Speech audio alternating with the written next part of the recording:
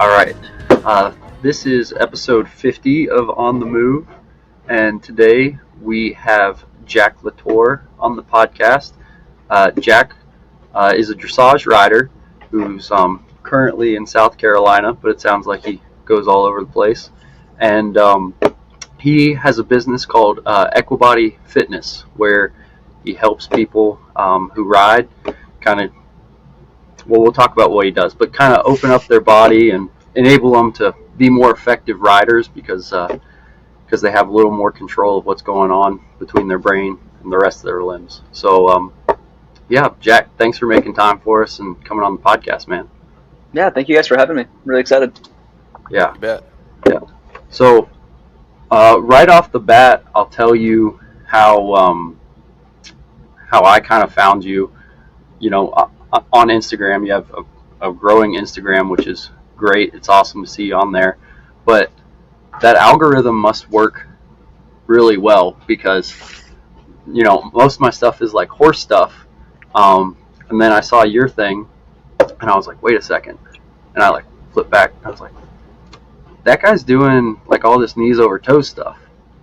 And I was like, you know, because you know how you kind of like just mindlessly scroll, and that's a whole different topic about how horrible that is for you. But I definitely do it from time to time. Yep.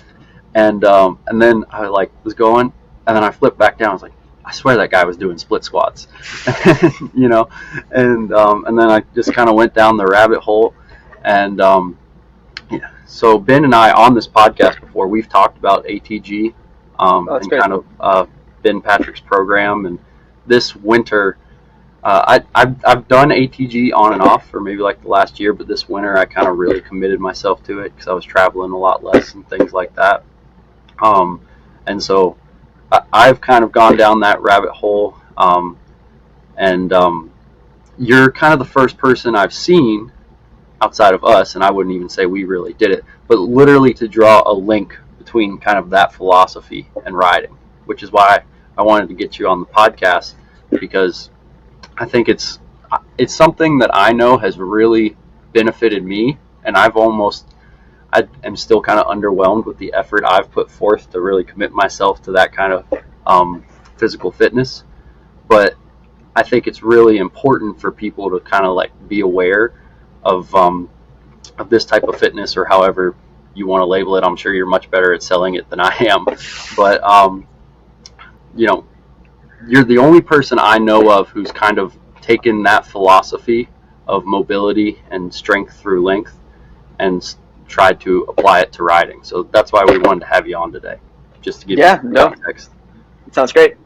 Yeah. So just so Ben and I can hear a little bit more about you, tell us, because I assume I'm right. Like, is that at least part of this has to be coming from like ATG and knees over toes, right? Yeah, that was one of the big sources. That was like a big mentorship. That would be like my home base. So I'll go to other things to get like the missing pieces, but that's like kind of the philosophy that I think aligns most. Yeah, sure. So again, this is a long form podcast, so don't feel like you have to be concise in your answers, but maybe talk about how you kind of got onto the ATG thing, and like I assume you were probably riding prior to that. Maybe kind of what the whole story was that sparked this whole deal. Yeah. So I'm gonna backtrack and then I'll circle around. So I bought my first like workout program when I was 16, 17, something like that. So it was like my first introduction of like, I'm paying for this thing that I'm now gonna learn. And it was just like get a six pack, look good, just very like normal, classic starting. But I learned progressive overload. So it's like, okay, in order to get stronger, I increase weight. Cool, right? And so that's like the baseline starting from. And then I continued to kind of delve deeper into that world of just like strength. And so like through high school, I had like my heaviest deadlift was like 300. So I was very, very, very strong, which was not conducive to riding. Because I was riding at the same time during all this. And I remember leaving the gym and like just everything ached. And I was like, man, this sucks. Like, I don't enjoy this. And then I would go ride, and the constant remark I would get from my trainers was like, hey, you're too stiff, you're too tight, I need you to let go, I need you to relax. And so that kind of set me down the route of like, if I were to train in a way that would benefit my riding, what would that look like? And so one of my best friends, someone I've trained forever, is a really, really good rider. And he kind of found out about Ben Patrick and the ATG. And so he kind of like was like, hey, this looks really interesting. And then we started looking through that and adopting that. And that really gave a solid understanding of mobility. Okay. And there's aspects of flexibility tied into there, and we can dive deeper into that later. But that was like the first step. And then, but that all flows from Charles Poliquin, who is a strength and conditioning coach. And Okay. so he was like everything from ATG. Like if you listen to any of their podcasts, they always talk about honoring Charles Poliquin. Yeah. And so like that's kind of where the root of all of it comes from. And so he was a proponent of structural balance, which is this idea that in order for the body to work optimally, everything has to be balanced, whether that's your quads with your hamstrings or your rotator cuff relative to your pressing muscles, right? So making sure everything was equal. And then that kind of having that balance of strength is where you can find, for riders, I found that softness, that elasticity without being weak. Make sense? Mm-hmm. Yes. Yeah. So from there, so what was the catalyst? Because now you're not just someone who's like embracing that philosophy, but you have like the business and everything. Yeah. Yeah. So how'd you get from oh, we should get onto the ATG thing? I guess like were you like all in, or did you have some reservations? Because this was my experience with it. Like I did like club sport. I played water polo in college, and like ran track and field in high school. And so I was used to like exercising and kind of more traditional working out and stuff. And especially when you play like a physical sport, you're like, okay, like I'm gonna like get stronger, get beefier, all that stuff. And one of the things about ATG, even though it's really good for you, and in my opinion, it makes you much more athletic, is in the beginning, it's just like, okay, well, like all that heavy weight that you were lifting, like you don't even really need to look at that anymore. Yep. And obviously, if you're motivated enough, like you want to get better, it's not a hard decision, but there is part of it as like a guy where you're like, okay, well, now I'm just walking away from what I feel like was all this progress. And now I'm working with like 10, 15 pound dumbbells again to start. Yeah. I think the question that we'll always ask when we're bringing on a new client, or I mean, any conversation really, is like, what problem are we solving? Mm-hmm. And so it's like, if the goal is to be as big, as strong as possible, go for heavy weights. Sure. But for most riders, that's not the goal. Oh, yeah, absolutely. And that was kind of so Christian, who's the guy I mentioned, my best friend. So we've trained together, and we kind of made that shift together of like, okay, we're gonna stop doing weighted pull-ups, we're gonna stop doing all this heavy benching, and it's like, let's start going down this mobility and flexibility road. And because that's where I found that flexibility is where you get the most practical application in the saddle. And we can talk more about flexibility, but mobility, you can only get flexible if you have mobile and strong joints, right? And that's what ATG is really, really good at. And then you can only get strong joints if you understand strength, right? So you have to have all three of those components kind of working together. Gotcha. That makes sense. Hey everyone, we have a brief announcement. There's some great folks pulling together to help out a family, and I'm going to let Joe tell you a little bit more about it. Hey, yeah, as a lot of the listeners might know, there's been a effort to help out the Hagel family. For those of you who don't know, Sarah Hagel, she makes a lot of really nice Bacardis, and a lot of people kind of in the horsemanship community have been buying stuff from her for years and years. And last September, her daughter, Mesa, suffered a pretty bad stroke Things were pretty touch and go for a while, and fortunately she's doing better, but obviously she's got a long road ahead and they're trying to raise some money. So one of the things the community's kind of done to raise some money is a fellow by the name of Gary Myers has donated a colt, and our friend who's been on the podcast, Joel Connor, he is the one who's been working with her the last couple months. He started her at the Buck Brannaman colt starting in Sheridan that I was just at, and man, it's a nice little horse. It's a little, got a lot of Fraley bloodlines, flashy little roan filly. There's a lot of information about it online, and you can see her under saddle and all these things. But and for those of you who might be interested in the little filly, they're auctioning her off, and all the proceeds are going to go back to the Hagel family. So if you're interested in looking at the filly or maybe helping out by getting a nice prospect, you can look up the Friends of Mesa Hagel Facebook page. And there on that Facebook page, Riata Clark posted the picture of the filly, picture of her papers, and kind of explained the online auction they're doing. They're just doing it there on the Facebook page in the comments, and she's explained it all there.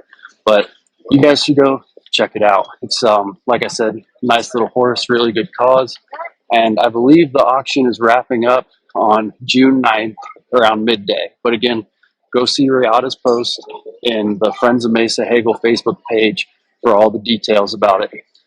Check it out. It's a good cause, guys. So, Jack, when you first became aware of the ATG program, besides, your trainers saying you were stiff and you needed to change some things, were you experiencing any joint pain or having any issues yourself that this is solved for you? Yeah. So I never went full into exactly how ATG was written, because there were just certain things where I was like, I just don't think that this applies over. But so I was getting ready I was going to go down center line Grand Prix, like first ever. This is when would this be? It's like a year or two ago. And so I was like getting ready, super excited, but I was so stiff. Like I could not get piaffe, I could not get passage, which is not where you want to be 3 weeks out. And so I was like, okay, we gotta make a change. And so I went through everything ATG on YouTube and just like started pulling exercises and was like, okay, this is good for the hamstrings, cool. This is good for the hip flexors, cool. Just started going through it, and like 3 weeks, lowered my stirrups 3 holes. Yeah. Like that's how much I was like range of motion I was leaving on the table. Yeah, and that helped significantly. And then I kind of realized, I was like, oh, well, if I'm struggling with this, and I had like normal like back pain, hip pain, like that normal stuff, and that obviously gets more nuanced. But I figured if I'm probably not the only person struggling with this. Yeah. How old are you, if you don't mind me asking? I'm 21. I'll be 22 in August. Oh, okay. So, I mean, I'm 26. I think Joe's a tad older than I am. But I'd consider, we're all young guys, right? Yeah. But, yeah, because when I became aware of that, I'm not, like Joe has had more, like, formal sports and training and all that stuff than I've had. But I always worked out, like, as a kid growing up. But I think I was pretty ill-informed on how to work out. So I became aware of that type of Ben's program like 2 years ago in August, I think. And it was around that time I had swung on a horse bareback one day. And I was just riding it back to the pasture, and I noticed my knees were like clicking. And I was like, that's so weird. It felt weird.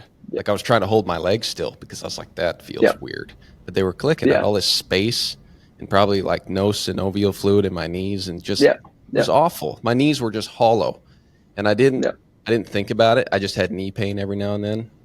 And it's weird. Like I'm young. I don't even do anything that strenuous. I work out a little bit, ride a lot, but I think I just had no fitness in my knees at all. Yeah. And within 2 months, I think of just walking backwards and doing little stair steps. And that's all I did at first. And then, it's funny. I think Joe and I both started doing that. We didn't even talk to each other about that. We'd probably heard the same podcast or something. I think I heard him on Rogan maybe, but it changed my life. That was one of those moments where You know, you have those moments in life where maybe you listen to a public speaker or someone gives Yeah. you some advice or your heart gets broken or something happens and you're like, "Oh, I'm going to carry that for the rest of my life." That one Yeah. podcast changed my life Yeah. in terms Yeah. of like, "Oh, I'm actually going to feel good for the rest of my life if I put in the Yeah. work." And that's something I found is key is over the past 2 years now is putting in the work because it doesn't, that's the thing, right? It doesn't seem like you can find a great fix for something, but it's not just gonna do it all by itself. And Yeah. that's the thing I see in your videos is as much as you're preaching the message, you're also being a great example. I've only been flipping through your page just since Joe Mm.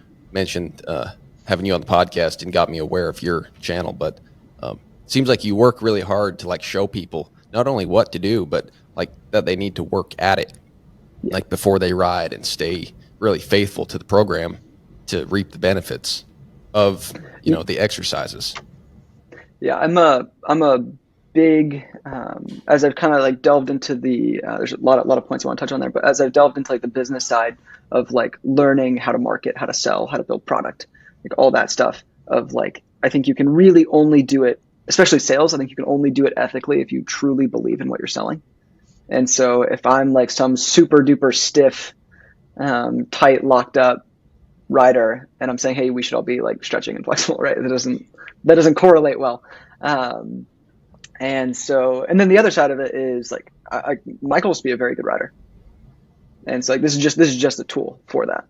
And that's one thing I think gets a little bit lost is there's because when I started is my message was working out is good for you, therefore you should work out, which no one wants to hear.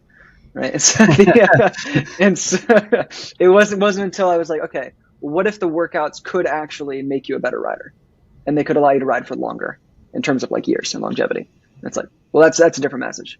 Right. And so I hear it a lot of like people are like, Jack, you're 21. Of course you can move this way. Like, yeah, you're young, which is fair. Like I think our oldest client is 71 and she's crushing it. So like you can go as old as you want to be. And I think part of that will be in 10 years, am I still doing the same stuff I'm doing now? And just maintaining that over time. But it's the longevity as well as the daily, like I have more access, more control, and more ability to use my body. Yeah. Yeah. One of the things I really liked when I saw your posts for the first time, I think it was the first one I saw, was you were talking about the perspective of I think it was Michael Jordan, where it's like, how do you become Michael Jordan? It's like, well, you have to play a lot of basketball. And that's kind of the whole deal, right? It's like riding, it is an athletic endeavor, but obviously there's a lot more that goes into that from like a mental pursuit and and just kind of, I don't know, sometimes it's almost like a spiritual pursuit if you want to get really good at it and kind of really balanced with another being. But what you're saying is, this doesn't like do this 4 times a week or whatever and you'll be a better rider. Do this and you'll be able to ride a lot more, and you'll also have kind of the body awareness to when someone does give you riding advice, you can apply it maybe a little better. So and that really resonated with me because like when I first started doing this and then kind of made the shift, I used to have kind of a normal 9 to 5 job, and now, like I told you earlier, I ride horses for the public. And when I decided to get really serious about this, I looked at some of my mentors, like Buck Brannaman and some other guys that I knew were doing what I wanted to do and were very successful. And they're all really good hands and really, really good riders. But one thing that I saw that was a difference between myself and them was, man, all those guys are a lot fitter than I am. Now, granted, I was working a desk job and they were like riding for a living. So that's part of it right there. But I was like, all this stuff is like, you got to go and learn what you need to learn and apply it every day and just like get on all these horses and do all this stuff. But one thing I think I could control that I see is a difference between me and them right now is I could get in better shape. I can control, I might not ever be as athletically gifted as some of the guys that do this, but I can control being in the best shape I can be in. And then that's just one less variable I have to worry about when I throw a leg across a horse. It's like I know I've prepared myself physically enough that, I have that in my back pocket. And obviously, some of the guys who are the best riders in the world, they might not be physical specimens because it's not just an athletic endeavor, but it is a component of it. And if you can control the things you can control, you'll only be better. Yeah, I think the one thing I've thought a lot about is like how do you define like what good shape is, right? And I think that again gets back to like what's the goal. So it's like my brother was a bodybuilder for a while, and it's like for him being in good shape for that was being close to 190 and super duper cut. It's like, okay, it's probably not the goal for me, right? And so that's why I'm trying to at least get into like the equestrian world of this idea of suppleness, because suppleness it's not weakness, right? Mm-hmm. It's tone without tension. So there's a level of like, you guys are riders, so it's like, there's moments where you have to be like strong when the horse can kind of run up against your body, mm-hmm. like physically in the saddle of your seat, and you can kind of say, hey, come with me a little bit, like slow down. But then you can't be restrictive. So it's like that balance of being kind of like a bungee cord of like there's tension, but it's not restrictive, right? And I think that would be the goal for riders, and then having the joint strength for the long haul. Yeah. One of the things, so our mentor, kind of in the riding world, Buck Brannaman, one of the people that had a big impact on him was a guy named Bill Dorrance, who I don't know if you've heard of the Bill and Tom Dorrance, but one thing that I heard early on when Buck was talking at one of his clinics was he said, Bill Dorrance roped until he was 92 years old. And when I heard that, I was like, man, that's like, if I can still get on and rope at 92 years old, that will be like a life well spent, because that's incredibly impressive. And so that like little comment made me think like, oh, well, I'm in my 20s now. I'm going to do everything I can now to prepare myself, so when I am in my 60s, 70s on up, I can ride and not really feel like I have to miss a beat. Yeah. It's also easier to maintain. Oh, 100%. Like build the foundation at 25 and then maintain it for the next 50 years. It's a lot easier. Yeah. Getting in shape is like one of the most awful, horrible things you ever have to do. Mentally put yourself through the ringer. Yeah. So it's kind of interesting. I don't know how it is in your riding world, but in the Western community, Joe was saying we it's almost more like the horsemanship community, but technically, we're kind of, people would classify you like in the Western world. If you're working out to stay in shape in certain circles, especially a lot of cowboys, in my experience, they say, oh, why are you doing that? You're already getting all your exercise from riding. You see that, with guys that work construction, or guys that, you see that, you hear that from farmers or people that feel like they work every day. They'll say, well, why are you doing that? You don't need to do that. You already work all day anyway. And where it seems like a lot of the English riders, they work out to ride. Whether or not they're working out correctly, I don't have the knowledge on that, but I do see that where they're running or they're jogging or they're doing light weights or they're doing things to stay in shape to be able to ride. But it's interesting how I've encountered that a lot, being around guys who they see you, going for a jog, or they see you doing push-ups or pull-ups, and they're like, oh, what are you showing off for? How come you're doing that? You ride all the time. You burn all the calories you need to. And a lot of times the people that make those comments, you get the feeling they're wanting to kind of, like, they don't really want to do the work. They don't really want to work out. So they're just trying to make themselves feel better. and kind of just say, hey, I mean, I'm in shape. Why do you need to get in better shape? You know, we all get in shape just from riding. Where I don't know your thoughts on that, but I think, yeah, there's maybe a few muscles, or like people talk about your core. That's a good one, for instance. You'll be working out, and then their big one is like, well, my core stays really tight because I ride a lot. And I mean, maybe not. But would you say in the English world, because in the Western world, if Joe and I were to go on a mission and say, all right, we're going to spread this message and we're going to help people like the cowboys we know and the guys who ride horses for the public, we're going to really help them get in shape and spread this message. There would be quite a few very receptive people, but there would be some people who would say, that's BS, man. I work really hard every day. I'm already working out for a living. Where in your community, would you say people already work out quite a bit, and it's just a matter of educating people and helping them understand that their effort could be spent in a better way than what they're doing?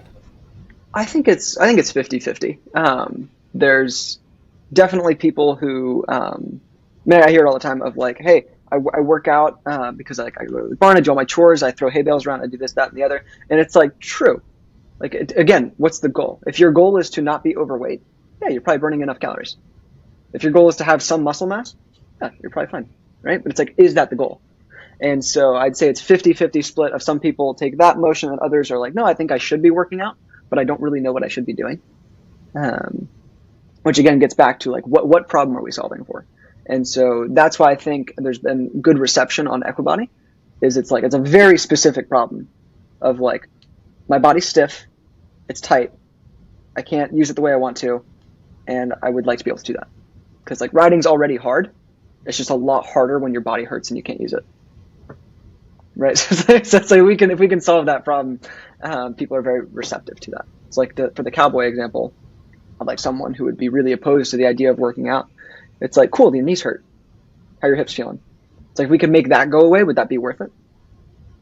Right? And then I think it's just reframing it that way, as opposed to like, oh, I'm working out because I should, or I shouldn't, whatever. But it's like, what are we working out for? What problem are we actually going after? Did I answer the question? Yeah. No, that absolutely makes sense. And you see it with bull riders and bronc riders and people on the cutting edge of rodeo sports. They work out like any other athlete. And you do see some cowboys and people that, I think, guys that do reining and cutting and stuff like that, they're working out, a lot of them. But there's something to the working class guy. And I think there's a little something there, you know, there's a little stiffness where, I mean, I don't show and I don't compete, but I don't have anything against those guys. They love it, and that's their world, you know. And so, and I see a lot of benefit to working out just to do what I do every day. But you definitely encounter a certain amount of resistance, and it's made me not bring it up with people a lot. You know, like we run an internship program here, and we get young guys in for 3 months at a time, and there will be guys that come through and they're very receptive to that kind of thing, and then so you end up talking about working out, and you know, we built a pull-up bar, like just little things like that where you just try to promote it.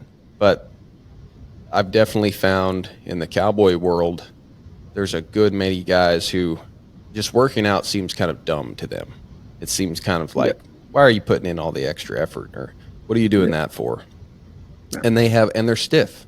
They're guys that you can visibly see that they could benefit greatly from being able to operate their body, even in the event that you're going to get bucked off or something. I remember actually Buck Brannaman was talking about that one time, how people that get hurt when they come off, it's because they just kind of hit the ground like a big sack of potatoes, you know, rather than like hitting the ground on purpose, you know, having enough body awareness that even in a moment where, you know, maybe you're in a big round corral and it's a bad wreck and you're going to come off into the fence, well, you just make the transition. You leave the horse and you mount the fence, you know, or you mount the ground. Like, you just think of it as you're in control. You know what your body can do. You know how to operate it. And it not only makes you a better rider, but I think it makes you safer because you're just always aware. You know, you can move every part of your body in every direction. And I'm not saying I'm there at all. I'd like to be someday. But it is interesting the amount of I don't know. I do feel a certain, maybe it's just me, that a certain amount of resistance from a lot of guys in the cowboy world to like working out or talking about working out, because it's seen kind of as Yeah. like a I don't know, like you're like a prima donna or something for going and working out and trying to eat I good or something. Yeah. there's I've a lot of how I've kind of processed through that. So I started before I really pivoted to Instagram. I did a lot on TikTok, and so there's like some like virality there, and so you get a lot of comments, right? So I got a lot of ability to like, okay, those sorts of comments, like this is like working out is, I don't want to say it's stupid, but it's like it's not essential. You don't need it for riding, like all those sorts Yeah. of comments. And so I was like, oh, cool, okay, that means I just haven't explained this well, right? Because everyone would acknowledge that there is a physical aspect to riding. And like you mentioned, like everyone will say, yeah, my core is really strong. Right? It's like, cool, what does that mean? Right? What is your core? Which is something that, this makes me so frustrated. Like, okay, the concept of the core, I hate that word because it's so general and it applies to everything. So your core, something that would be helpful to the audience, is your core is basically all of your hips. So hip flexors, adductors, abductors, hamstrings, your glutes, your psoas, like all the little muscles in there, right? So that's your hips. You also got your abs, right? Your obliques, your low back, which includes your QL, and then all of the erector spinae, which comes the entirety of your spine. So now your core is top of your spine, down through the bottom of your hips. And it's like, cool, well, let's take that down and let's just look at the spine. Cool, the spine can move in multiple different ways. It can be flat and extended, can be rounded and flexed, can be rotated, and you can laterally flex it too. Right? So it's be a lateral flexion.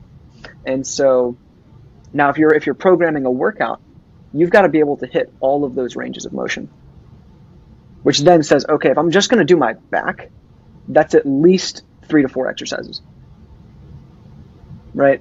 And so it's like you start breaking them down. Your hips are way more, and then now you have like a full workout routine just focused on the core. Yeah. That kind of makes sense. Yeah, it does. Because one little example of that is I'm not, so great or anything, but I do ride quite a bit, and I try to have good form. So people who say, "Well, your core is strong if you ride a lot," I feel like I can talk to that because I'm like, well, I ride a lot and I try to have good form. Well, before I started doing some of these stretches, I mean, I was already working out quite. In fact, I was working out a lot more than I do now.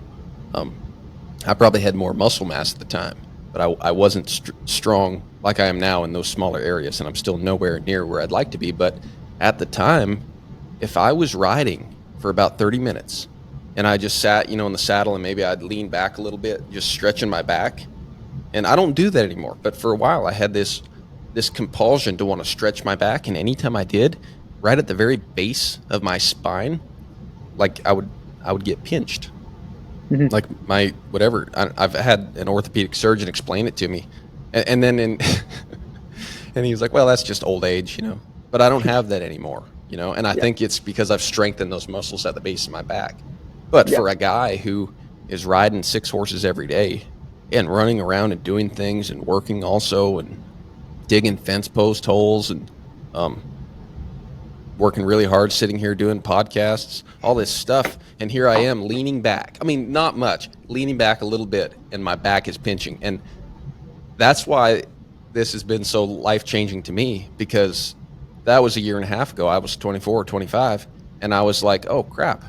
I'm already having back pain, and not back soreness. We're talking about a screeching pain at the bottom of my back, and my knees are knocking together. Like I didn't know what to do. And so it's given me a new lease on life. And that's why I guess I'm not a zealot. I'm not trying to change everybody, but I was very interested to kind of hear your thoughts on that. I don't really mind the criticism, but there's people you care about. And I don't think I could ever do what you do, but I do want to be educated. And that's why we have you on the podcast even, but get educated so that you can explain these things. You're not preaching at people. You're not trying to shame people. Nothing. You're living your life. You're doing the best you can. And then if someone asks you why you do what you do, you can explain it a little bit and help them understand. Like you just talked about the core. I had no idea. I've never thought about like your entire spine being your core, but that makes absolute sense. I think we think of your core as like your six pack, Yeah. and it's more aesthetic than it is like a utilitarian thing. Yeah. Yeah. So when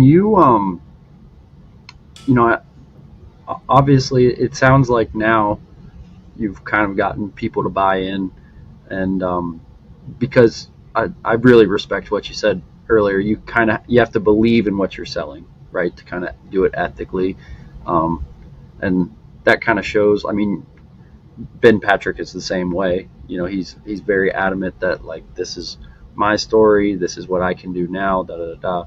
Um, and Ben and I try to surround ourselves with people in the horse world that are the same thing, because there's trainers and clinicians out there who can say all the right things, and then you watch them get on a horse and you're like, oh, well, they just read that out of a textbook. They've never applied that before. Um, my other question for you was, in the beginning, did you have a hard time because of your age, like having people kind of take you seriously in terms of, like, because basically you're like a consultant, right? You're like getting hired to consult them on their body. And one of the principal things of hiring a consultant is they know more than me on this subject. And did you ever see that like held people up, or were they bought in because of, I mean, to me it seems like you're genuine, so maybe they sensed that and it wasn't an issue. But if you're 40 and then you got some 20-year-old telling you how to be in shape, it's like, well, you don't know what I'm doing. You don't know what it's like to be my age and, like, do all this stuff. So It's a good question. I'm sure on some level, yeah. I'm sure there's lots of that. I think the way it's modeled is, so originally I used to do one general program, very similar to how ATG had it structured, of just like that idea of like one workout that everyone can do. But what I found with riders is that once they got through like the big bottlenecks in their body, it became more nuanced. And so we weren't really able to pivot and write one thing that could correct all these problems. So we had to go more individualized, more customized, more focused. And so now it's like more personal one-on-one coaching. And we do like assessments on the front end to see like, hey, how are you moving? Where's the primary issue? What does that look like? And then we write the workouts to that. And so, but I think most people are really bought in because I know that probably 80% of people won't be able to come and work with Equibody one-on-one coaching, just because that's more expensive. That's more time commitment. Like, there's lots of reasons. And so for the 80% of people who can't, it's like, cool, we're going to be building out all this free stuff that you can use, that you can grab and apply, and that you can see what works for you. And so usually by the time they come to us one-on-one, they've already experienced something, right? So they already have like this has worked for me, right? And normally, because we're very, very selective on who we work with, because we want to make sure that's like, hey, this is perfect for you.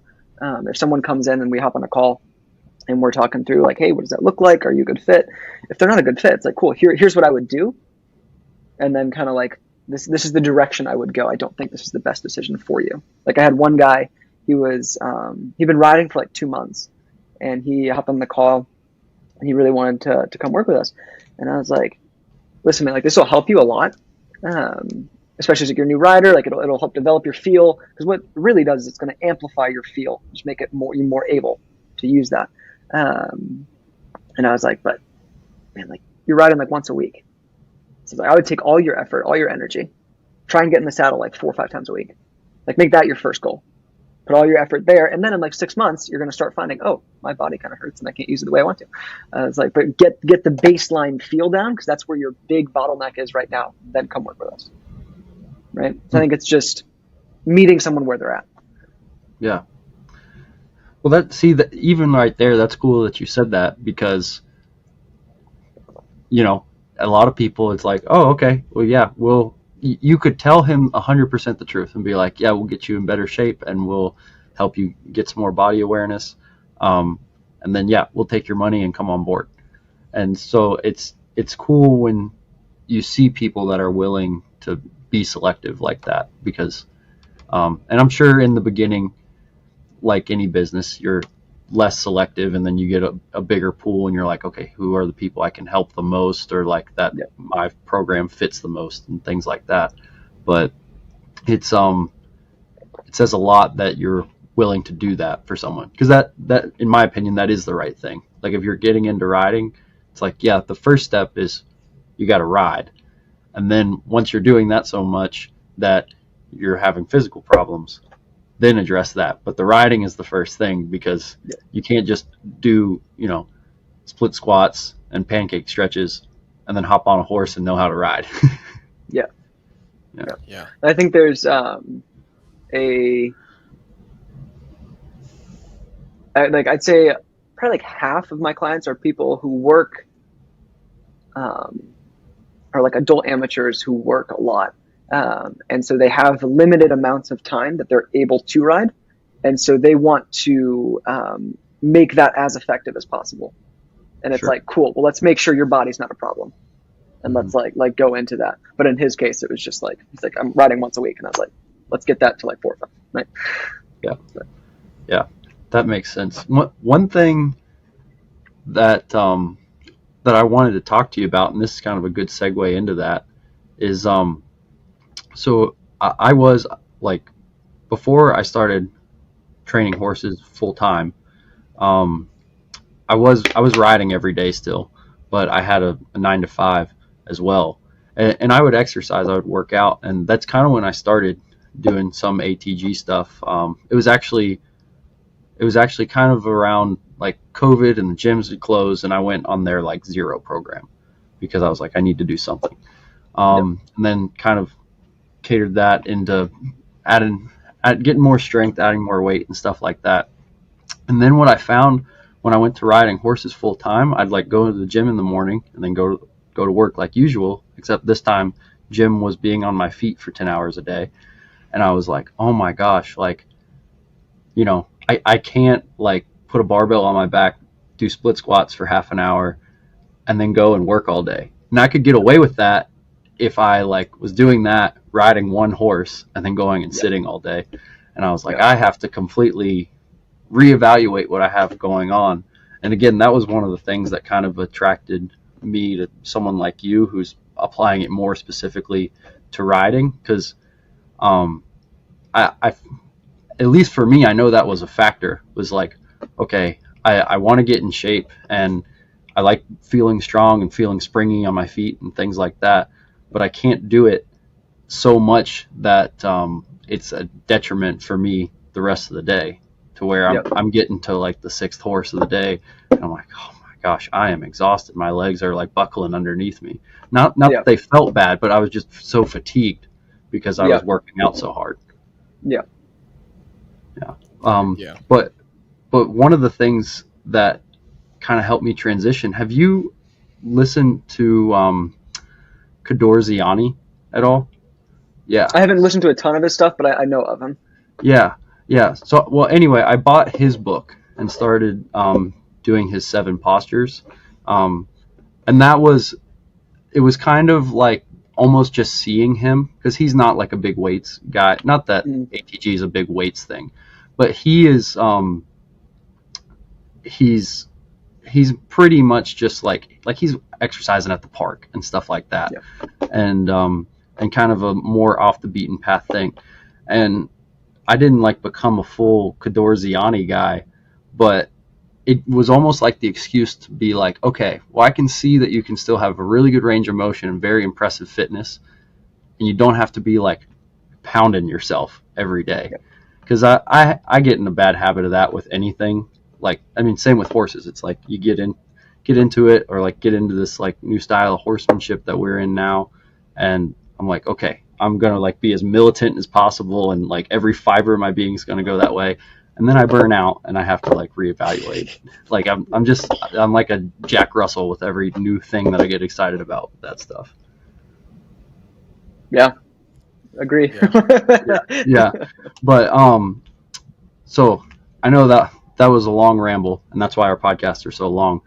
But I guess my question for you on that was, did you personally ever feel like you kind of got into this and then you're like, oh, now I need to dial this back? Like what kind of workload do you like personally have with your program now, like for you? Yeah, for me, I'd say it depends on what part of the year I'm in. So like right now, because I'm kind of in like more of an off season, like so I'm not competing in shows right now, so we're just training. And during the Florida season, I tend to like lose a little bit of weight and I more maintain. And so I typically on the summers is I'll just add a few more pounds and just kind of maintain my body weight. So right now there's definitely more volume because I'm not as much physically demanded, but I work out. I do 4 strength workouts a week. They take 40 minutes, and then I do like some daily mobility stuff just because I sit at my desk all day, right? And it's not a ton. I don't use heavy weights, particularly. I like using dumbbells because that restricts how much weight I'm comfortable putting on my grip strength. Because that's where I'm really like careful is I don't want to have super strong grip strength. And I used to be a rock climber, so it's really easy for me to like get tunnel vision on that. And So you said you yeah, don't so want strong grip strength? no, Yeah, I was going to ask you no, about no, that. no. Why not? Because for dressage, right, is you want to think about it like a dance. And so it's like we've got this beautiful dance going through, and the hands as a dressage rider are supposed to modify and verify what the seat is saying. So it's like if the seat doesn't get the job done, the hand then comes on and says, "Hey, I need you to kind of to come with me a little bit." But if that comes on too strong, particularly with my mare, it like shuts everything down. And so, and that's like the big complaint that most riders will get from their trainers, especially, is like, "Hey, I need you to give more in the hand, let that tension out." And it's typically because their core, their seat, isn't strong enough, and so then they're pulling in the hand. But for most of us, like we're not dealing with like runaway broncs, anything like that, right? But again, it would be sport specific depending on who the client would be. So I would disagree with you directly on that because we start a lot of cults, but our methodology, I don't know if you're familiar with it that much, but the idea is, so our mentor's mentor, Ray Hunt, he had a saying, and he used to say, you want to do as little as possible, but as much as is necessary. Yep. And the idea is that you will not have a soft horse if you do not mean what you say and say what you mean.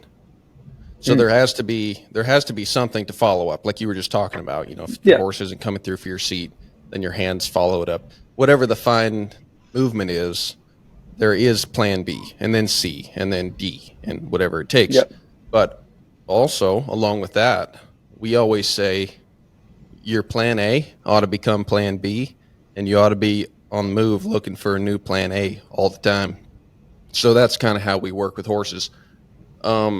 But I've found, and the people that I've learned from kind of feel the same way. You've got to have some, you got to be kind of robust. You can't be mamby-pamby.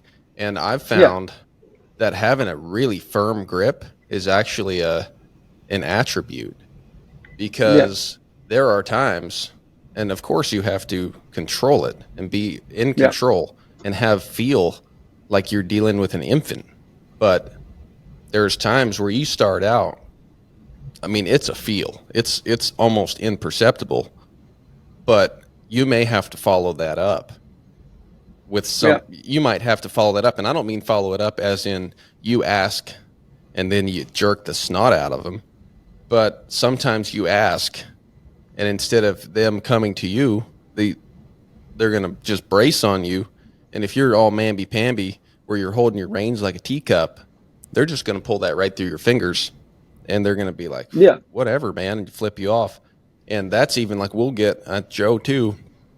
We get, dressage horses in for training, or for a lot of times you're helping people sort out problems. And they'll have little things going on that are soft, but then they'll have some real problems. And and having a firm, and I find having very firm grip is an attribute that I've found. So that's interesting. I haven't heard that before. But that would be my opinion on it, from coming from our stance, and not just from breaking colts, but from actually pursuing a higher level of riding. Yeah, let me rephrase. I think we're saying something very similar. I think it's defining where is the line where this strength is now diminishing returns, right? Because there is a level of like, yes, you need to be able to, like, let's say it's good to be able to squat X amount of weight for your hips, but where is the level where this is no longer helpful, right? So being able to do a push-up is phenomenal.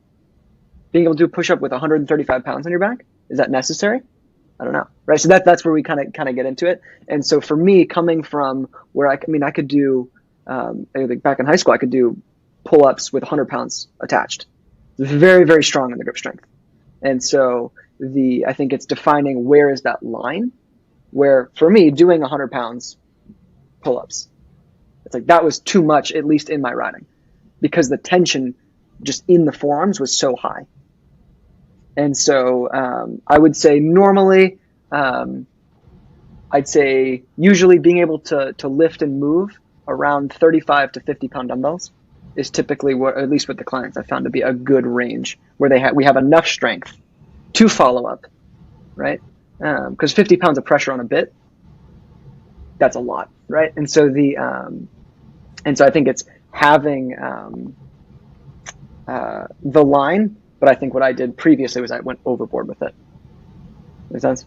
So I was too strong grip strength wise, in a way that was not effective for my riding. Does that make more sense? Yeah. Yes. So this is kind of how this is how I'm interpreting what you're saying, and it makes sense. Because personally, I don't think having strength, like if the more strength you have in something, I don't think that necessarily translates to you having less feel, especially in something like your hands, which is so dynamic. But I think what you're saying is it's not like to be a good rider, you need to have that level of grip strength. Yeah. Yeah. So I don't know that I would say for me personally that I don't want strong grip strength, because like Ben says, there's definitely times where you want to follow it up. But it's not. But if you have, X amount of time to exercise and prepare your body to do this job, that's not necessarily one of the things you have to prioritize like you would if you were a rock climber or like a grappler or something like that. Yeah.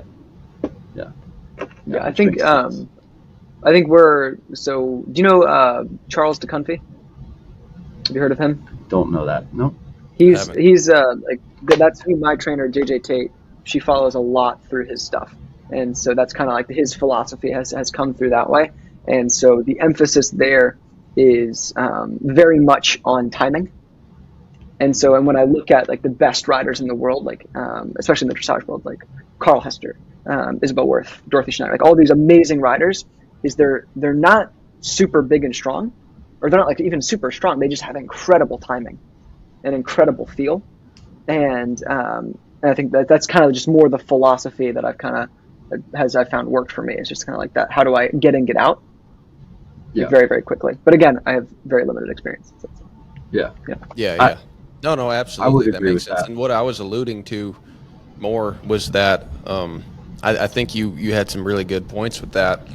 I was just commenting that in our world, so people get into horsemanship because they want to be the horse whisperer, and they assume being the horse whisperer has a lot to do with being really sweet to your horse and holding your reins like they're a teacup, And so we know a lot of people, they don't really get anything done ever, because it's not that they should ever put 50 pounds of pressure on the rein. It's the fact that, and it shouldn't be happening at the point where you're riding in a snaffle bit anyway. It's probably going to happen on the ground while you're working with the lead rope. But what happens is the horse puts 50 pounds of pressure on the rope, and they're not ready for that. And so the horse, you might be able to tie him up to a post and he stands there pretty good. But then when you're holding on to him, because you're not firm enough, you just don't have maybe the fitness or the knowledge. Maybe you're trying to be soft, so you kind of let him have a lot of leeway. he never Yeah. feels like there's a real line drawn in the sand with you. And then the Yeah. way, if everything goes correctly, by the time you're collecting the horse, no, you'd never, neither one of you should be pulling on each other 50 Yeah. pounds, of course. Yeah. Because a lot of ours, as far as like the higher level riding, a lot of the stuff that our mentors teach comes down from the Frenchman Bochet, if you're familiar with him at all. So that's where the German and the French dressage kind of differ a little bit. But anyhow, doing all the flexions necessary to prepare the horse, in a way, you're almost doing a similar program to the ATG program on your horse, to the point where when he is collected and carrying himself properly, it's not a result of you being strong enough to hold him in position, but you have prepared him properly so that you can gather him up. And I'm sure that's, along the same lines of what you guys are doing. So that makes total sense. But I was kind of, that's sort of like a parallel thing, is with being soft. People will misinterpret softness for just Weakness? kind of weakness, I guess. Yeah. Yeah. Yeah. Yeah. And so I softness is not 100% always agree. weakness. Soft can be firm. And that's something when you work with somebody's horse, and you can't always teach them very much, but you try to pass on a few things before their horse goes home. And that's an early concept. You're always trying to show them is that, hey, I'm going to need you to step up to the plate, but also you need to be soft and thoughtful. So trying to get across that idea of being firm and soft at the same time. Yeah. No. So that's interesting that you've thought about it down to the grip strength level. Because I've never thought about working my hands out one way or the other. I just know it's a product of working. I mean, outside of riding, of course, we run a ranch, so your hands kind of get tough one way or the other. Yeah. I love what you said there about the softness not being weakness. One of the trainers I worked with this last year, Scott Hassler, very, very good trainer, especially with young horses. He was very, very good.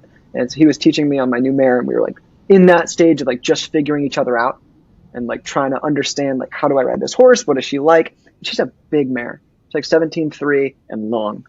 So it's a lot of horse to try and put together. And one of the things that he said like over and over in our first lessons was like, he's like, love is not nice. He's like, love is clear. And I was like, ooh, that's good. And so having that the ability to be clear is very, very, very helpful. Yeah.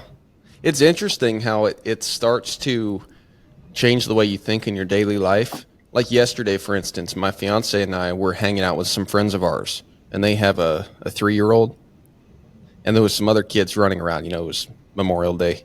And yeah, I'm fascinated. I love watching parents interact with their kids now, because people are always telling us, Joe and I, well, if you guys are good at this, you'll be great at raising kids someday. And you're like, yeah, whatever. But I think there's some truth to that, for sure, because you watch kids with their parents, and it's a little bit like working with a horse. Like, you have to be firm and you have to be kind. And watching parents try to navigate that, like, you see them try to navigate it. It's like good parents who are trying to raise good kids. You see them, and then it's even weirder in public because they're trying to act good in public too, but they're trying to navigate that. They're trying to like be firm and be soft. And like, because the kid doesn't understand all the nuances of right and wrong all the time, but they still need that clear definition. So it's like they're trying to work out their mental and spiritual muscles. And with horses, we're doing that, but then you're also working out your physical muscles so that you have the stamina to, like, sometimes you have a horse pulling on you and you're just trying to act like a fence post, and you're not trying to be kind or mean. Like, that's not even in the equation. You are literally trying to act like a fence post so that he realizes, like, hey, I can't pull away. And if I come forward, life's good. If I pull away, I just can't. Like, it's just not a big deal. And you see that with parents, and it's really fascinating. And it's just the ever-present struggle to try to have some nuance in life and have some, do it better, and better doesn't always mean that you're just soft and nice to everybody, but you have care and thoughtfulness in how you exact your actions. Yep. So what, as far as your riding, I know you said you've got this new mare now. What are your goals personally for your riding? Right now, goals, we're taking this summer to throughout the Florida season. It was very much like just trying to figure her out and like build that relationship. And I'd never ridden a mare before. I mean, like I've ridden mares, but I'd never like had a mare before. And so like going through, I'd always ridden geldings, very different dynamic, at least in my experience. And so like just learning to kind of to go through that and communicate a little differently in the saddle was kind of a learning curve for me. But coming up here to South Carolina and being able to be in training, I've noticed her and I are a lot more connected. There's a lot, like she just seems a lot more with the program, which is great. And I think part of that is because my trainer's been helping me out a lot. And so this summer plan is to get her comfortably doing the Pre St. George and the I-1 and really sharpen that up. Get her, she struggles to bend. That's what we're working on. And that's a very like German school of thought. It's not that they don't bend. Okay, don't take me the wrong way. But a lot of German training is very. We have lots of opinions on German dressage. So fire away. Very, very, very forward and very, very big. And it's like, okay, go into the bit and the contact and go forward. And so it's like she's great at that part. And it's just like, hey, I need you to kind of bend your shoulders a little bit and move your body. And so that's what we're kind of working through right now. And she's coming to the program.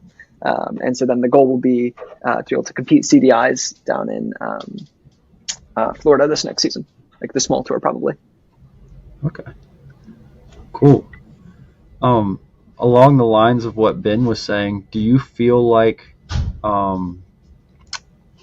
the working on this with your horse and kind of pursuing this better line of communication, do you feel like that helps you with the Equibody side, being able to 100%. Talk to people, talk to clients? 100%. 1,000% of like I had so she was being like dumb in the field and like just kind of like hit her leg on the fence and needed stitches, and so she was out for a few weeks. And so in those few weeks my flexibility and like just mobility progressed significantly just because I wasn't riding. Just from not having that constant re-aggravation and re-tightness of certain muscles made me significantly more mobile. And so being able to communicate that to riders has been very helpful of like, hey, what you're doing in this sport is breaking down your body. Not that you shouldn't do this sport, but it's like you should plan accordingly. And then being able to tie that into this is where I feel the most benefit, which is why I don't say that you do this exercise, it will 100% improve your riding. Because it won't, right? Like there's gymnasts who are way stronger and more flexible than any of us here, and they can't ride, right? And so it's all about the skill. And so the analogy that's been helpful for me in communicating this is thinking of like a ladder. So you've got, in order to ride well, you need three things. You need a horse on one side. You need to at least have one horse that you can ride. Otherwise, you're not going to ride, right? And then you need someone who's going to teach you the stuff. Right? So you need a trainer, a mentor that can be books, whatever. You just need someone who's going to teach you. You've got those sides of the ladders. And then you've got the rungs, which are your ability to apply what you're learning to your horse. And I think that's where it breaks down to your body, I think the brain on some level, and just being able to apply that over. And so what I found with a lot of clients who have really, really nice horses, so their ladder is built up to like 10 stories. And they've been riding for a long time. They have a lot of knowledge built up to another 10 stories over here. But they're capped because their body's stuck at 2 on the rungs, right? So we go through, we debottleneck that, and then boom, now they've jumped up 8 stories because they had all the other stuff built. Make sense? Yeah. Yeah. That's I don't know about you, Ben, but I really like that analogy. That's that's a good. I definitely can think of examples where I've seen that with like clients or just people I know or things like that. So heck, and I mean that's exactly what happened to me. like from what I was saying. You know, when my knees were knocking together, that was affecting a lot of things, especially canter work. Just Yeah. it was really hard to get through. And I've had a thing with my shoulder, one of my shoulders, where like I've never considered I always felt almost proud of my body when I stood around people that would talk about their back goes out or their shoulder pops out and their this does that. And I always kind of thought, no, I feel fine. But after I listened to that podcast and then listening to him talk about how you should be able to move, it was like I had always been measuring myself to people who were less physically capable than I was. Again, that was also my problem, is in that area of my life, I wasn't looking up. I was kind of looking down. And so when I started looking up, it was like, oh, I actually can't do those things. And then starting to free that stuff up and work on it. Like one of my arms, I always was kind of leaning on myself and leaning on the horse, and and I'm still dealing with that, but there's like a balance issue that's deeply rooted in my imbalance, and part of it comes from, it's not even necessarily pain, but it's like a joint. It's just one of my joints is different. But I would just probably have fought that for the rest of my life if I hadn't have looked up and gone, oh, your body should be able to do that, and mine can't. So I have something to work on. And that's like that ladder. I was like looking up the ladder rather than just holding onto the sides of it. Like, I got a tall ladder. And then that made me look up and go, oh, I need to be able to be up there. Yeah. And the higher you go up the ladder, you never get into, this is something I heard from a business mentor, but you can only maintain ego if you're never moving up into new pools. So it's like, if you're climbing to the top of your ladder, and you're getting there and you're not looking up at the next building you've got to go over, it's like you're going to always feel great because you're looking down, right? And so for me, like, people look at me and they're like, oh my gosh, like, I can't believe that, like, you do the splits and you do that and this, that, and the other. But it's like, that's my new baseline of, like, when I really warm up, I can get down into the splits. But there's people who can, like Ben Patrick's an example, that can drop into the splits cold. Yeah. Right. And so it's like, that's like the new thing of, okay, well, now I got to look up there, right? How do I get there? And just continuing to move up, and you never really arrive. Which I think is the beauty of it. That's the same with riding. Yeah. Like do you know, I think his name is Simon Sinek. Have you seen any of his stuff? I've heard that name. He's not he's not a horse guy, but he talked about game theory. So infinite versus finite games. Yeah. Right. And so the finite game is known players, known rules, all that stuff, like a basketball game. So you know how that's going to, one team's going to win. Infinite games, the goal is to keep playing. So it's like marriage is an infinite game. You don't win at marriage. You win by continuing to be married, right? And same with riding. If you don't win at riding, you just continue. And that's the goal. It's just to keep playing. Yeah. That kind of ties. Oh, yeah, go ahead. No, you're good, Ben. Go ahead. Well, I was just along those lines, because I've heard, I think it was Mark Bell was talking about this stuff on one of his shows one time, and I think he's a power lifter or something, but he's kind of adapted a lot of these techniques into the baseline of what they do. But he was talking about how it's really helped him to have a side to his workout that is non-competition related, where it's just like longevity based and not even like competing with life. It's just it's that part of your life where you win by continuing the process daily, and by having that, he's like, that incredibly, just bolstered what I do. And I think that's kind of what we do with horsemanship is, you might go compete, you might go do this, might go do that, but like, we get up every day and we just sort of like continue the journey to no end, because we want to, because you just get better every day without competing at it. Anyway.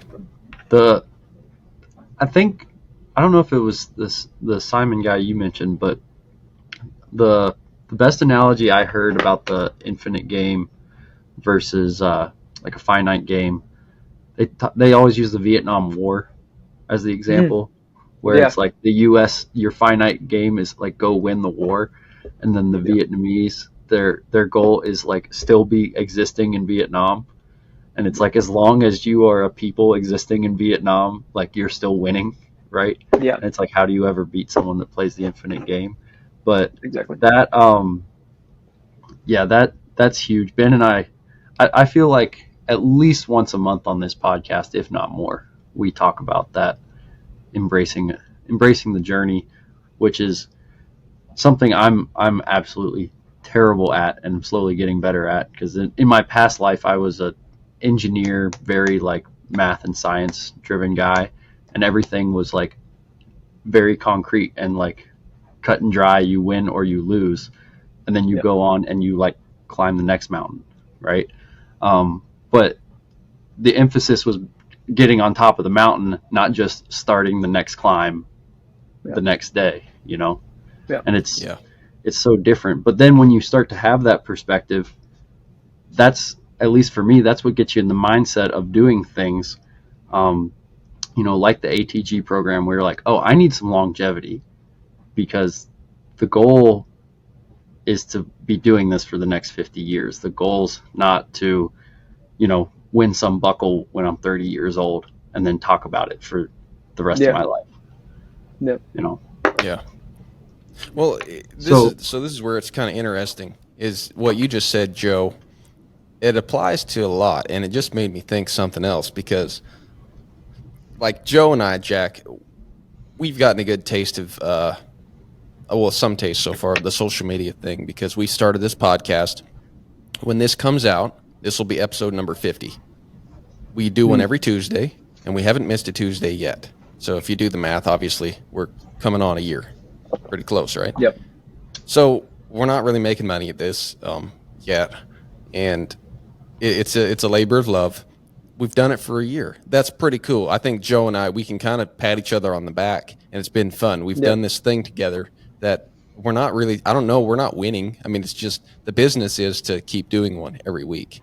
And so far, we're still waging the war.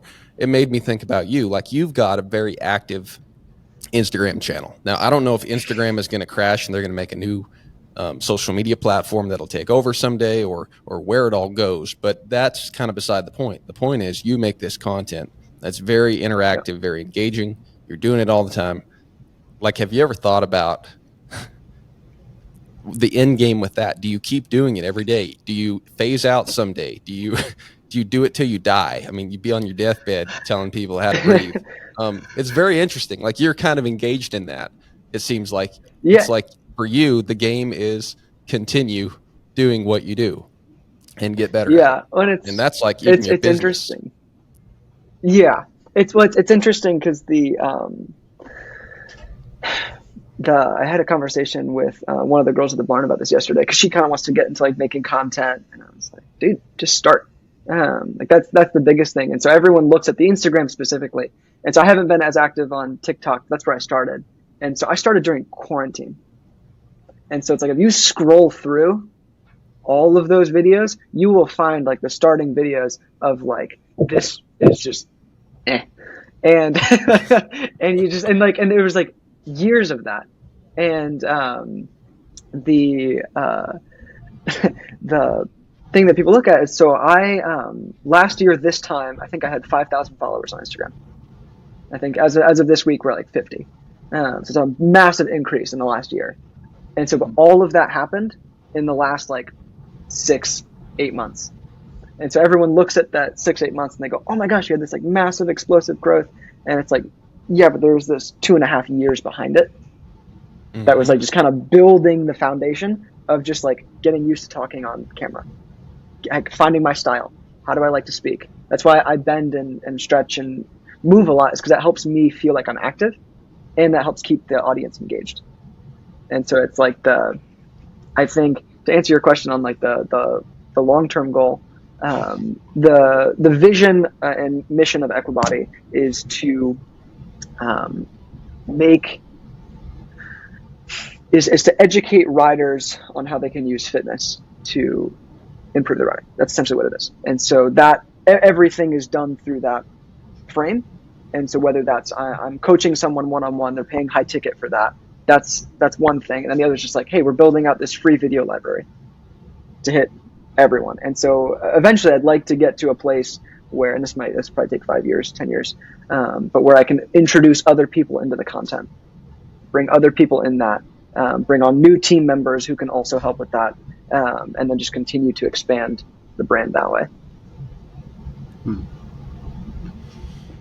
So in the beginning, you said you're on TikTok, and again, like Ben said, I don't think we've blown up yet. We are bigger than we were, but I wouldn't consider us like having blown up.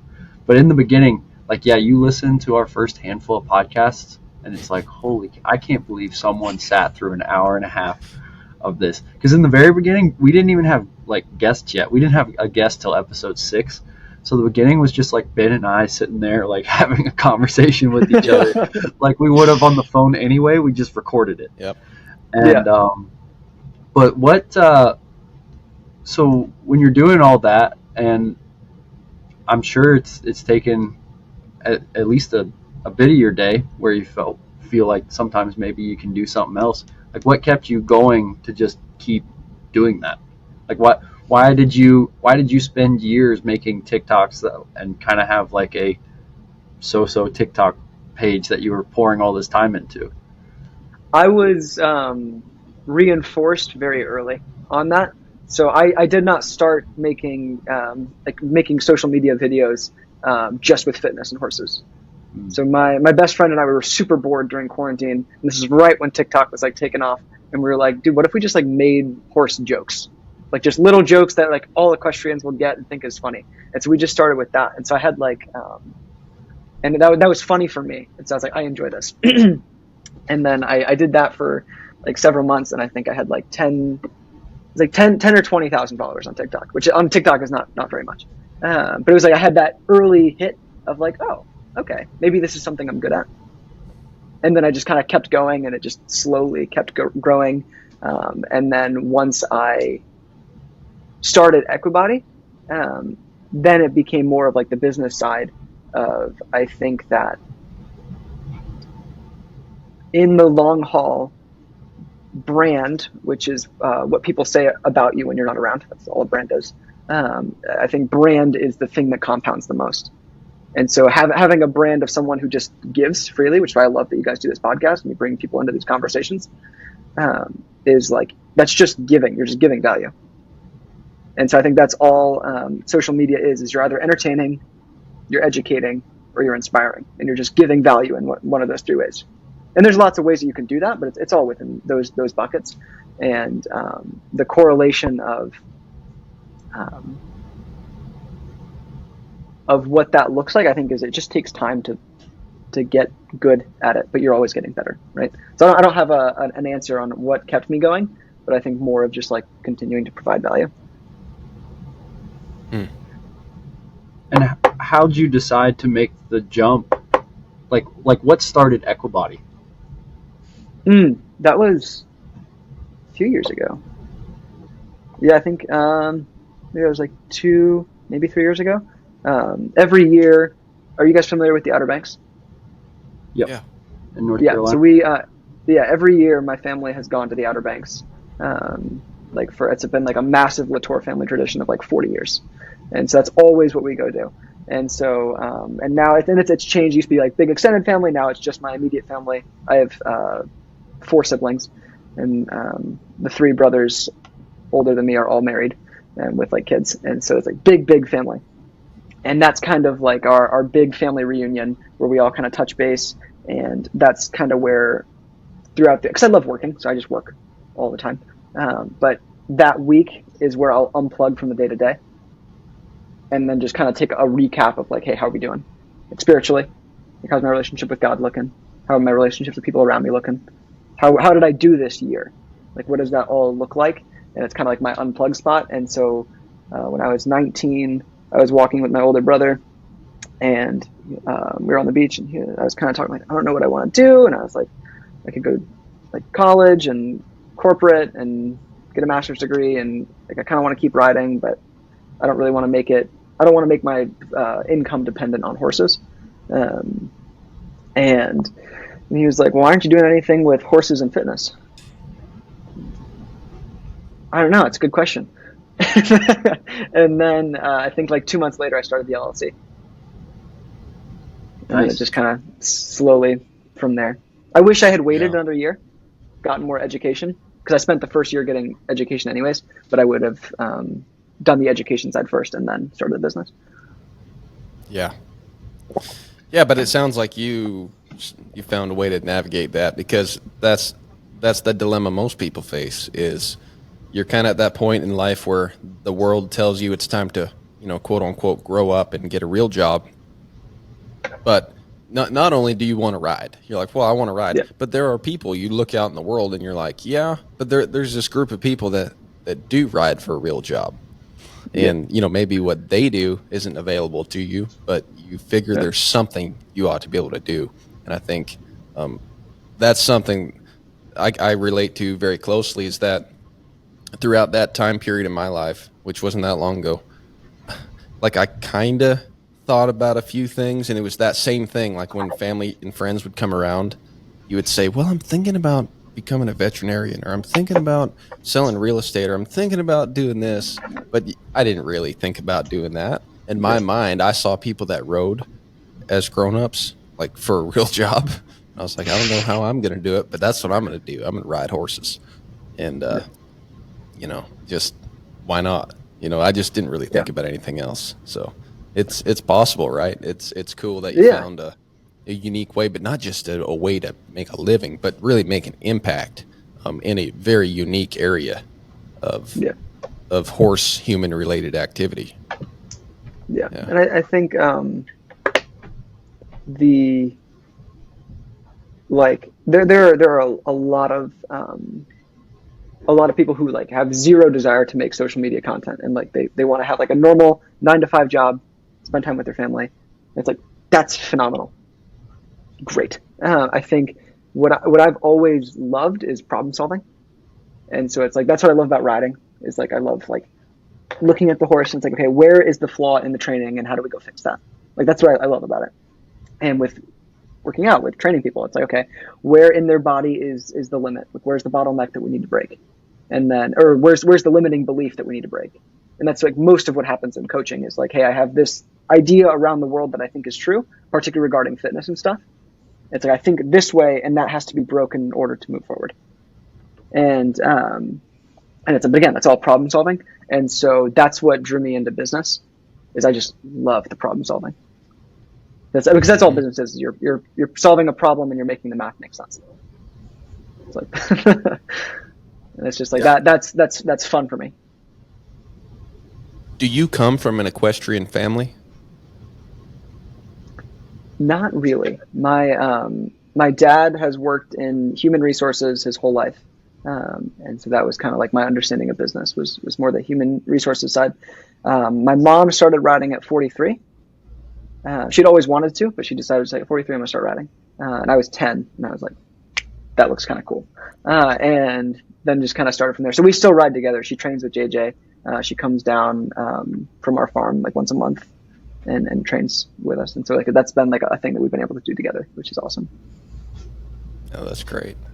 Yeah, that's terrific. You see, I actually just this past weekend I saw that where a guy had kind of taken a break from riding in college, and now he was out of college and kind of got back to riding this weekend.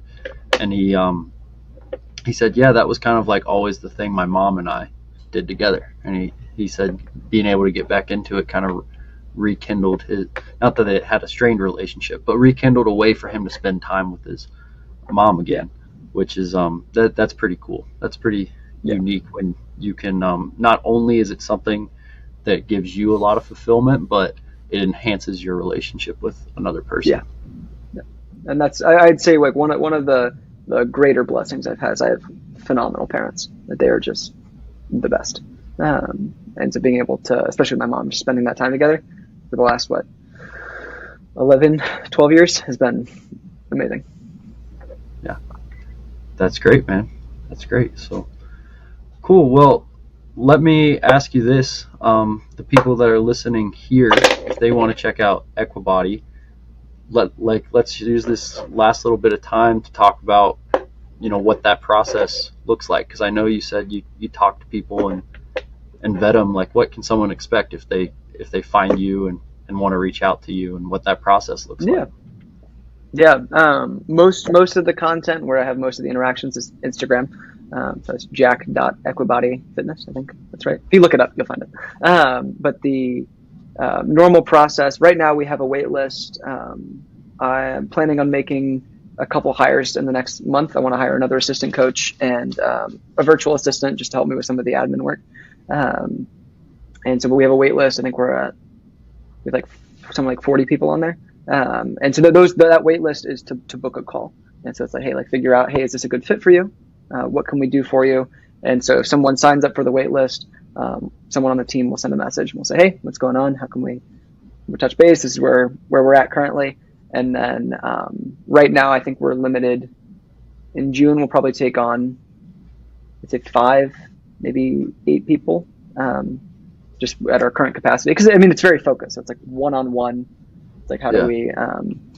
And so, but if someone joins the wait list and then we get on a call, we decide it's a good fit, then what we'll do is we'll put them into TrueCoach, which is the app that we use. And the first thing they'll do is they have an assessment day. And so it's like, hey, we're just it takes like 15 minutes of like different movements so we can look at how their body works. How are they moving? And so you'll like on the back example, typically someone will be weak either in the extension or the flexion. And so being able to look at that helps us see it. And then we pick the appropriate regressions on the exercises for them. And so we'll have them fill out like a questionnaire of like, this is what I want to work on. This is what I'm struggling with. This is how much time I have. And then we write the workouts to that. And if they're comfortable, some people get a little nervous around it, but they can send video of their riding and we'll look at that too. And we'll factor that into the writing the workouts. And then they start that. And so let's say they're doing 4 workouts a week. Then we'll write their workouts. We'll do an onboarding call. We'll explain this is what we're doing. This is why we're doing it. So I'm a big believer. I don't like being told what to do. So I'm a big believer in explaining like this is why we're doing it this way. And what the expectations are, just like on communication and because it's a coaching relationship. So it's like we need to have that honest, open communication lines of like, hey, this is really hard for me. And it's like, cool, let's talk about it. And then once they start the workouts, we have people send, this is one of the big things that we're very adamant about, is sending video on each exercise. And so no matter how easy the exercise looks, whatever that looks like, is we want to see it. And that's how we keep people safe, and that's how we keep them progressing. Because typically there's little things that we have to be reminded of like, hey, engage this muscle in this stretch at this time. Really focus in there. Or, hey, your elbow's moving a little this way. Let's bring it back in line. Your knee's tracking outwards. Cool. Bring it in. So we can see all that on the video. And so we'll break down each of their workouts saying, this is what you're doing great. Here's what we need to change. Here's how you change it. And then we send them that feedback. They apply it. And then we do a weekly call with them of just like touch and base. How are we doing? Is this working? Do we need to change anything? And also for the accountability. And that first block is typically 3 months. Where most people want, like, to get where they want to go, it's usually, I'd say, 6 to 12 months total. But usually 3 months builds a base. And so they can kind of have a place to work from. Gotcha. So is everything that you're doing virtual, or do you do any meetups with the clients that? Okay. Do you have any? Eventually, I'd like to do kind of like some group seminars or something like that. Yeah, that would be the long-term goal. I'd probably start in Wellington, but I'd love to probably not this season, but maybe the next one, of rent out like a gym for a day or two, and then be able to do like a big group thing. I would really enjoy that. But then the reason we do the video is because that's as close as we can get to being there with you. Yeah. Makes sense. And are you personally the one looking at everybody's videos that get sent in, or do you have people under you that you trust that are looking at those videos and making recommendations and consulting the clients? Yeah, so we have I overlook everything, and so I have I have 2 assistant coaches. One is more part-time because she's a mom and she kind of helps out with some of like the smaller stuff. And then Peyton is phenomenal. She was a client of mine for like 6 months. And then the last 6 months I've been coaching her, training her of like, this is how you teach. This is how you look for it. This is how you do that. And so just that continued education side. And so for Peyton, for example, she'll look at, I'll write the workouts, and eventually I'll train people up to be able to help me write those workouts, but I'll write the workouts, and then she helps make sure people are tracking along in them. And then, but it's a very collaborative experience, but I only have 24 hours. And so it's like, I'm limited in how much time I have. But she had a client who had some hamstring tendonitis. And so we were introducing some new exercises for that. And she was like, hey, could you hop on this call with me? And I was like, sure. And so we did that call together. So it just really depends on the scenario. Wow. Yeah. So you're a busy guy. So outside of like obviously taking horse lessons and things like that, is there someone that you go to in the fitness community that you're learning from, or like going to conferences, or like spending any time having to do further education in that too? Yeah, absolutely. So that's been the tough thing, is I've been unable to really find a certification or a course or anything that specifically deals with what we're doing. And so it's been more broad general consulting of like, so one of my goals is to be able to go to Ben Patrick's gym in Clearwater. And one, because I want to thank him because he's been able to help me help a ton of people, just with a lot of the stuff that I've learned from him. And then also I'd love to pick his brain on some stuff.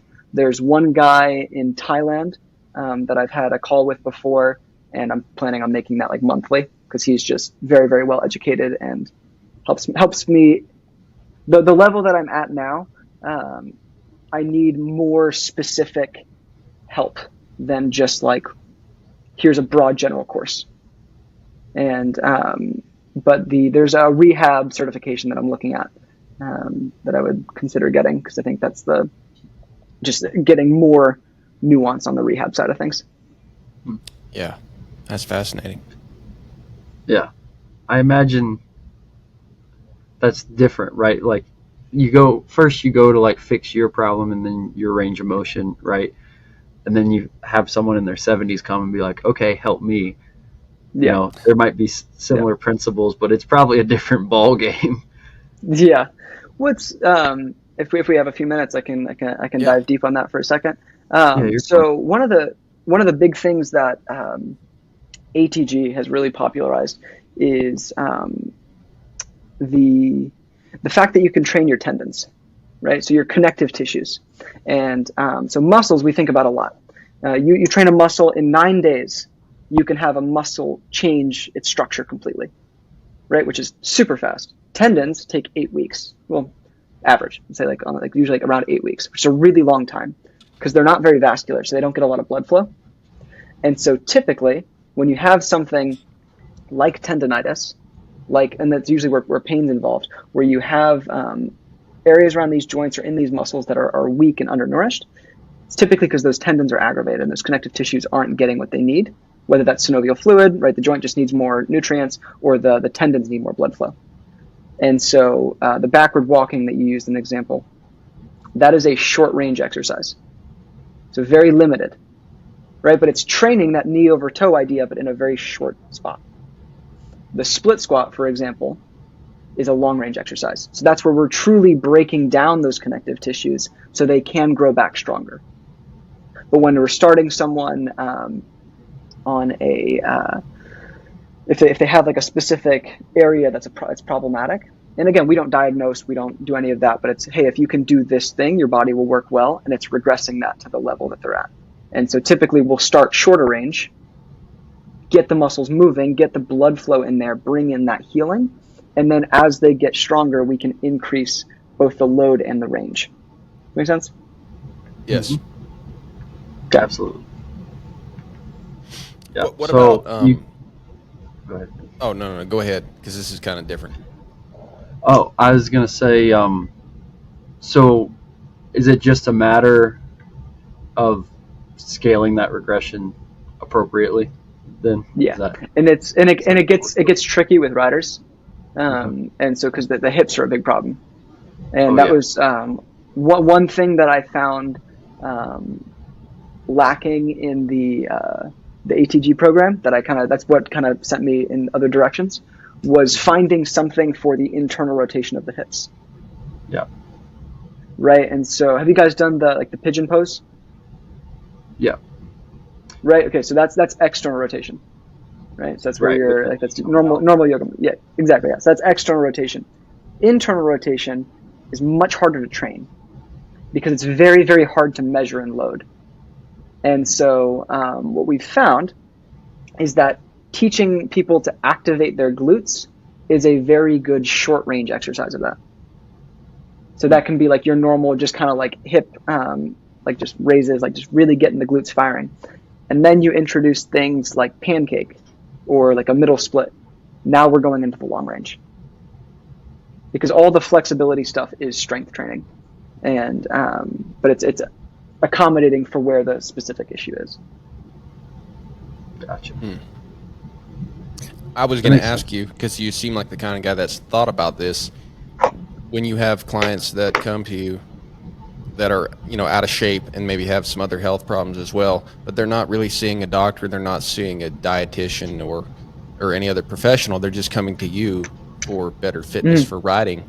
Are you do you point people in the direction of going and getting blood work or seeing a dietitian? Are you thinking about bringing that into your program someday, or just partnering with outside sources? Because I'm sure you have those people where you're like, yes, I can help you get in shape, but Yeah. there's some other big life changes you need to make.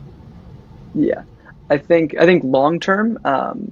So right now it's very sport specific focus of like how do I ride better, and that's where I focus most of my attention. So if I have someone who wants and needs to lose like 50 pounds, it's like cool. There are so many other people who are much better at that than I am.